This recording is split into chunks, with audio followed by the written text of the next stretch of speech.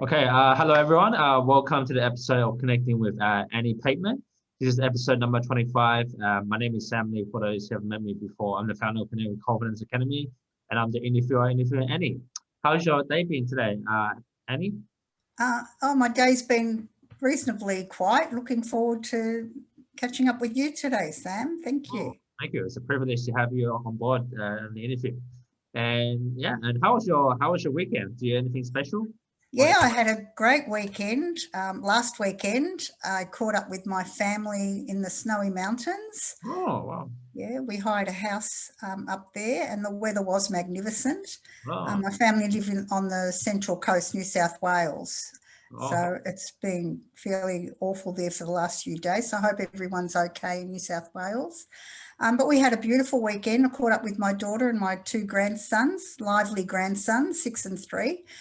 So I was kept very busy. That's cool. Nice. Very busy. So you mentioned snowy mountains. Is it snowing now? No, it's not snow. There was no snow up there. It's autumn there now. So yeah, we still had beautiful sunny days. Yeah, like very envy of you. Like in Melbourne, you're having a good, nice weather up there. And Sydney's just been pouring the last couple of days. It's flooding everywhere, and it's just like non-stop raining. So, yeah, it's pretty bad. So yeah, tell me a little bit about yourself, Annie. Okay, well, I'm an author. I published my book last year, actually, February the 28th. My book. Wow, nice. The Strength Within. And that's sorry? Yeah, it was a nice title page, and I like it. It's very sharp. That's me. Yeah. It's my story. It's a memoir. I'm a 3 times cancer survivor, but I don't dwell on the disease. I talk more about the strategies that I use to overcome the challenges and adversity that I faced. Wow. Yeah. Very inspiring. Being a 3-time cancer survivor, I guess it's very you're very resilient in terms of and very strong in yourself to be able to get through that. Yeah. I was diagnosed 41 years ago, so I've done something right. It was the cancer that I was diagnosed with. It was bone cancer, and the survival rate wasn't that great, but I wasn't going to allow that to concern me too much. Okay. Wow, that's I guess it's very you need to be very positive, have a positive mindset so you can get through all these kinds of challenges, I guess. So yeah, and what made you write a book? How did you have that idea? Okay, well, a lot of people over the years were sort of saying to me that I should write a book because they found my story inspirational, and that I should share my story and just tell people how I actually did overcome that challenge 3 times. Wow. I know I'm laughing, but I was last diagnosed 11 years ago. So it's so I was diagnosed 41 years ago the first time, and then the second and third times were 30 years later. So I thought, well, I had a pretty good chance of survival, but when I was diagnosed again, of course, that came as a pretty big shock. Yeah, sometimes it's inevitable. If it comes, like can't really do much about it, but you can be, like I guess resilient in terms of getting yourself back out there and embracing adversity. So yeah, I guess you're very inspirational, being cancer survivor 3 times. So I think I haven't heard of anyone battling for 3 times. Actually, probably just once. That I from my friend before that she had cancer and then being survivor. So yeah, how long did it take to write that book yourself? Well, the idea came into my head 11 years ago, and I hummed and hawed and did a little bit of typing here and writing there, and it was 5 years ago where I actually knuckled down to write it. I had a mentor who helped me. And we structured the chapters and away I went. And then it took me about 18 months to write it. And then by the time it was edited and I found a publisher. It was another 18 months. So yeah, about 5 years all up really. Yeah, like I'm an author myself. I wrote 2 books, and the first book that I wrote, it took me 1.5 years. And yeah, sometimes like when you write a book, it's longer than it takes. Yeah. Like you set a goal. I did it for like I wanted to set a goal to write within 1 year, and then it took me 1.5 years because of just like all the processes and like editing process and touching up and all these things like that. So, but it's good. You made it through. So yeah, that's very good of you. Well, that's pretty quick actually, a year and a half Yeah. in writing terms. Yeah, mine's more of like a non-fiction self-help book. So Okay. yeah, so published 2 books. It's all on connecting with people and improving people's social skills. So yeah, like these different things. But later on, I might do something similar to you.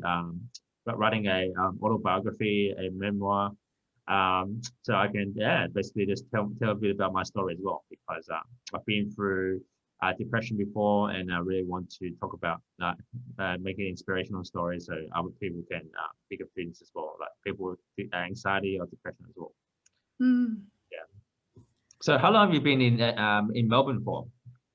Pretty much all my life. I was born in France, so my parents migrated when I was 2.5. Yep. So I've lived here, all of my life. Oh, that's cool. And so your parents went to Melbourne, and then they migrated to Melbourne. Yeah. Okay, that's cool. Sounds great. And so what is there anything that I haven't known about you? Anything interesting facts about you?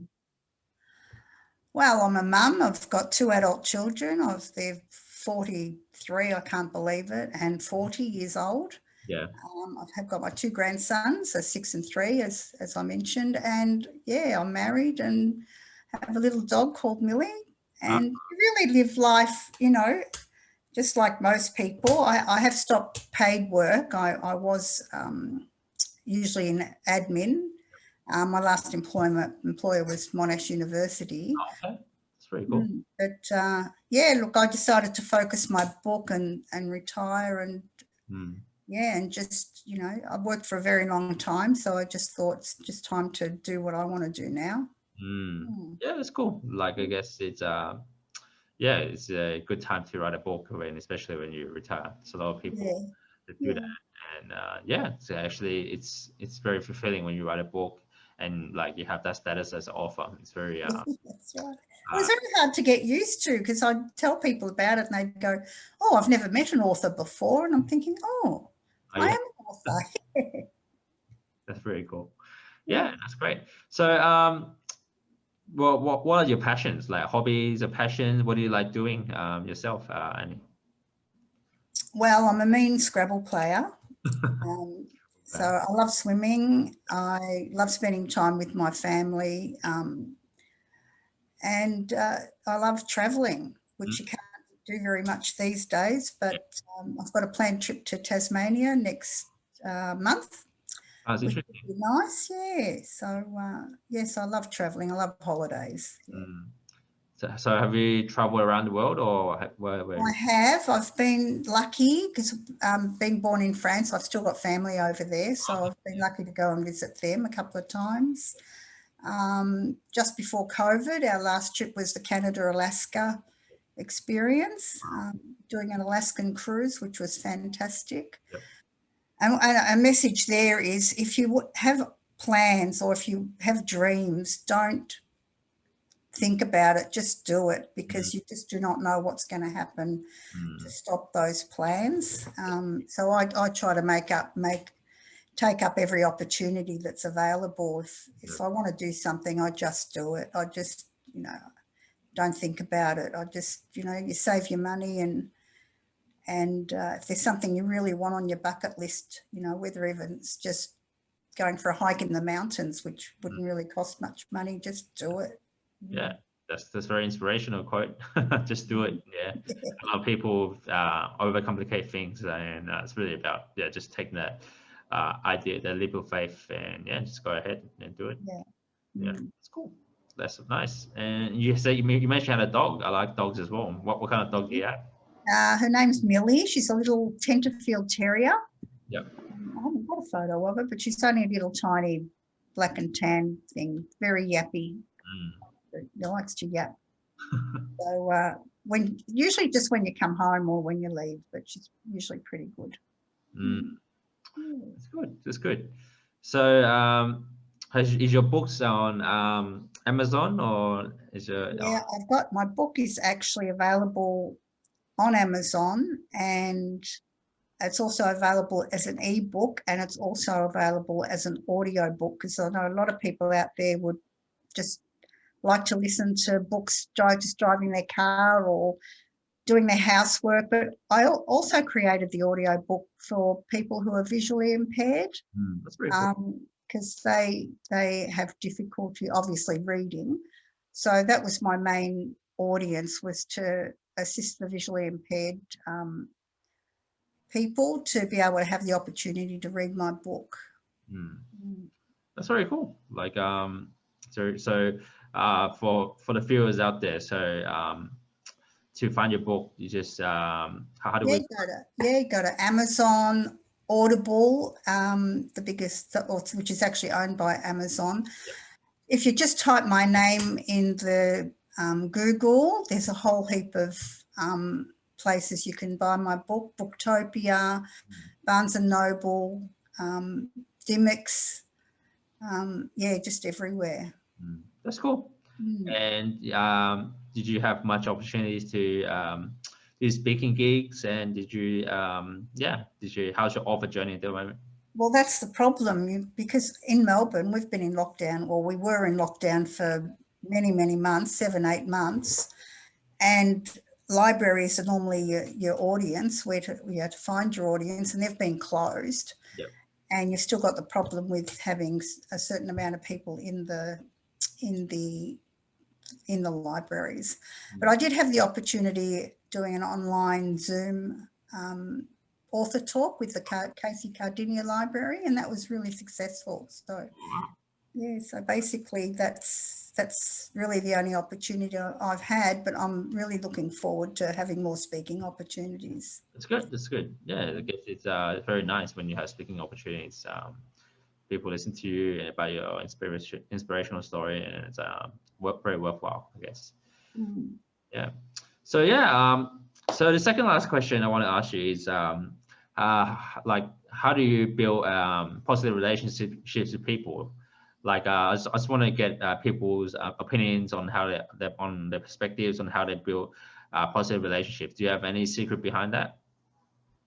I'm a reasonably outgoing person, so I don't really have a lot of problems approaching people and chatting to people. I always seem to find a topic that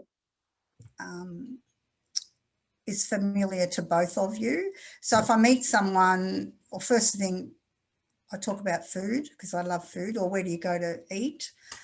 But look, I really, the secret would be just smile. Yep. Just, if there's someone comes up to you, just smile. Yep. And they may start the conversation, just ask your name, or just say, my name's Annie, how are you? Nice to meet you. And then they'll respond with your name. So I think if you just smile, it's a simple thing, but a lot of people, with anxiety and everything, they may find it difficult. But another thing that I did, I joined an organisation called Toastmasters, and I think, Sam, I think you used to go to. Yeah. I've been, it's pretty cool. Yeah, which is a public speaking organisation worldwide. And that is the best place to build confidence and to improve your communication skills, I find. I've been a Toastmaster for 12 years now. And, and you make a lot of friends. It's a terrific networking opportunities there. And it's a terrific way to build confidence and meet people. Yeah, it's very cool. Like, Toastmasters has helped me a lot in terms of public speaking and getting out of my comfort zone, and then just brushing up through your skills. And like it's bang for the buck as well. It's not that expensive. Like if you get a coach by public speaking, you get charged for more. But Toastmasters really does its job, and it's like that's why it's very well known and internationalized. It's very good. Yeah. Yeah. Well, it's only about $2-3 a meeting once a fortnight, so Yeah. it's not very expensive at all. Yeah, yeah. I actually stopped a bit of Toastmasters because COVID hit, and then you're on Zoom as well, so it kind of like defeats its purpose, I guess, it's a little bit. But yeah, I guess you just have to go through it, and yeah, the way it is, yeah, disruption. Yeah. Yeah, cool. Yeah, actually, that's actually a great characteristic, like a great connection to make smiling, because when you smile, it's just it's kind of like very contagious. Like just when you smile, the other person smiles at you as well, which is good. And yeah, thanks for that. Thanks for sharing. It's very good. So yeah, brings me to the last question, Andy. How do we find more about you? Do you have a website, or are you on social media, or are you in your books? I've got a website, anniepatemanauthor.com.au. I'm on LinkedIn, so please connect with me. Facebook, Annie Pateman Author, and Instagram, and Twitter. So I've covered, and this is what COVID has done for me, because when my book launch was cancelled, because I had it scheduled for March last year, I had to cancel it, obviously, because we're all went into lockdown. I just went on social media, and it gave me so many opportunities. I ended up doing newspaper interviews. I ended up in a blog in the UK. I had people in America contact me. It was just wonderful. So I pretty much became an international author thanks to COVID, which I know sounds crazy, but yeah, I think a lot of people have taken advantage of being in lockdown and have created new opportunities for themselves. So it's been a terrible thing, obviously, but a lot of people have turned it into a positive, which I did. So there's my book again, and that's my name. Sounds good. All right. Yeah.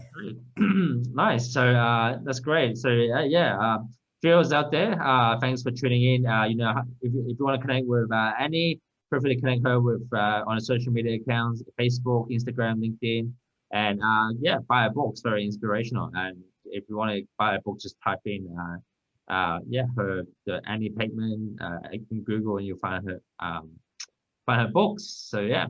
Well, thanks, Annie, for the thanks for your the opportunity to interview you. Had a good time to chat with you, and later on I'll be posting this podcast on YouTube and podcast as well. So hope you enjoyed this interview conversations. Very easygoing, and I look forward to seeing you in the near future. Thanks so much, Sam, and thank you so much for the opportunity to chat with you. No worries. And your viewers. Yeah, no worries. Yeah, very great. I like that. I like the very good. Yeah, very good opportunity to interview you. So that draws to a close, Annie, and I hope you have a great weekend to come. Okay, thanks, Sam. Okay, no worries.